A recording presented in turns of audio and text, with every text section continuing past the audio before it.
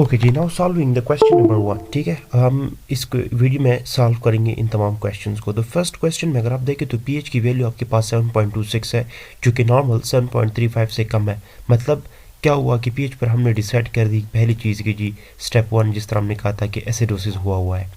अब देखते हैं कि कार्बन डाइऑक्साइड की वजह से हुआ है या बाइकार्ब की वजह से हुआ है। तो देखिए CO2 जो है वो 35 to 45 है, मतलब CO2 कम हुआ है। कम होने का मतलब ये है कि बेसिसिटी बढ़ी है। तो ये तो इसको फॉलो ही नहीं कर रहा, क्योंकि हमारे पास तो एसिडोसिस हुआ है, पीएच पर हमने ये डिसाइड किया है। तो इससे हम बात नहीं करेंगे। तो हम बात करेंगे बाइकार्ब से। बाइकार्ब कितना है? 18 है। मतलब ये है कि आपके पास इसकी नॉर्मल वैल्यू 22 है और 26 है, तो 22 से ये कम है। मतलब आपके पास बाइकार्ब की कमी की वजह से एसिडोसिस हुआ है, और बाइकार्ब का ताल्लुक मेटाबॉलिज्म से है। पहले मैंने कहा है पहली वीडियो के स्टार्ट में। तो मतलब ये है कि एसिडोसिस है, बट मेटाबॉलिक एसिडोसिस है। और देखते हैं कि ये कंपेंसेशन लेवल इसका कौन सा है। 7.26 नॉर्मल है? नहीं है। तो जब नहीं है नॉर्मल, तो मतलब फुली कंपेंसेटेड तो नहीं है। अनकंपेंसेटेड और पार्शियली कंपेंसेटेड में डिसाइड करेंगे। तो देखिए अनकम्पनसेटेड ये तब होगा जब आपके पास PCO2 या फिर HCO3 की वैल्यू क्या होगी? नॉर्मल होगी। दोनों में से कोई भी नॉर्मल रेंज में नहीं है। तो मतलब ये है कि तीनों की तीनों वैल्यू डिफरेंट है। जब तीनों की तीनों वैल्यू डिफरेंट होगी तो हमारे पास ये पार्शियली कंपनसेटेड होगा। तो पहले की सोल्यूशन ये हो गई।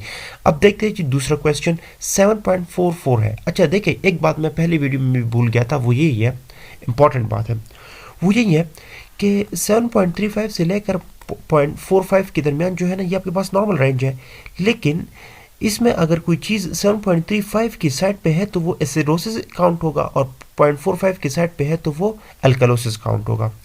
और अगर 7.40 है तो मतलब ये बिल्कुल न्यूट्रल चीज़ है। ठीक है, तो आपके पास जो सिनेरियो बेस्ट क्वेश्चन होंगे, जिस तरह ये वाला है 7.44 है, तो देखिए 7.45 की साइड पे है।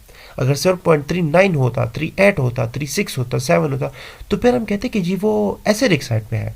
अब अगर 0.44 है, मतलब ये है कि ये बेसिक साइड पे है। तो मतलब क्या है कि अल्कलोसिस हुआ है। ठीक है, अब देखते हैं कि कौन सा अल्कलोसिस को फॉलो कर रहा है।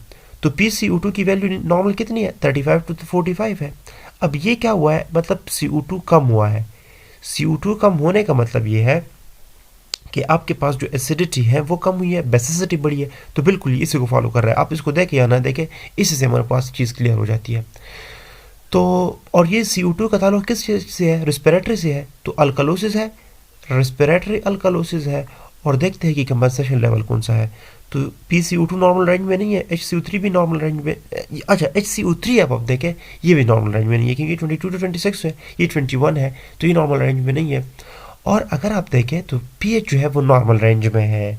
तो एक हमारे पास नॉर्मल रेंज में pH आ गया, तो हम क्या कहेंगे कि हमारे पास क्या है जी? ये फुली कंपनसेटेड है। पहली वीडियो में मैंने कहा था कि 7.35 से लेकर 7.45 के दरमियान कोई भी वैल्यू हो तो उसको हम कहेंगे कि हमारे पास pH नॉर्मल रेंज में है और फुली कंपनसेटेड होगा। ठीक है जी। अच्छा, अब थर्ड क्वेश्चन जो है ना, इसी को ज़रा सॉल्व कर देते हैं। तो देखिए थर्ड क्वेश्चन में आपके पास ये है कि 7.1 मतलब ये है एसिडोसिस हुआ है। पहली चीज़ क्लियर हो गई। 3 स्टेप्स में हमने सॉल्व करना है। सेकंड स्टेप में हमने देखना है कि किस वजह से हुआ है, CO2 या बाइकार्ब। तो देखिए CO2 आपके पास जो है ना नॉर्मल। अच्छा अब देखिए CO2 जो है ना वो नॉर्मल रेंज में है। देखिए 35 to 45 की रेंज में है। ठीक है जी, तो इसके साथ हमारा कोई मामला नहीं है। लेकिन अगर हम देखें बाइकार्ब, तो देखिए ये 18 है, मतलब कम हुआ है। 22 इसकी नॉर्मल है, 22 to 26, और ये उससे कम हुआ है। तो जब बाइकार्ब कम होता है तो क्या हो जाता है? एसिडोसिस हो जाता है ना, क्योंकि बाइकार्ब बेसिक चीज़ है। बेसिसिटी कम होगी तो एसिडोसिस बढ़ेगी। और बाइकार्ब का ताल्लुक मेटाबॉलिक से है, मेटाबॉलिज्म से है, तो ये होगा जी मेटाबॉलिक एसिडोसिस। और अगर कंपनसेशन लेवल देखें तो pH की वैल्यू तो नॉर्मल नहीं है, तो मतलब ये है कि फुली कंपनसेटेड तो है ही नहीं। फिर अगर हम देखें PCO2, तो ये नॉर्मल रेंज में है, 35 to 45 इन दोनों की नॉर्मल रेंज में है। मैंने कहा PCO2 या बाइकार्ब में से कोई भी एक वैल्यू नॉर्मल रेंज में हो तो उसको हम कौन सा कहेंगे? उसको हम अनकम्पनसेटेड कहेंगे। कि अनकम्पनसेटेड कब होगा? जब PCO2 नॉर्मल होगी या फिर बाइकार्ब। यहाँ पे PCO2 नॉर्मल है तो ये अनकम्पनसेटेड है। All about this question. फिर भी कोई क्वेश्चन हो तो आप कमेंट सेक्शन में पूछ सकते हैं।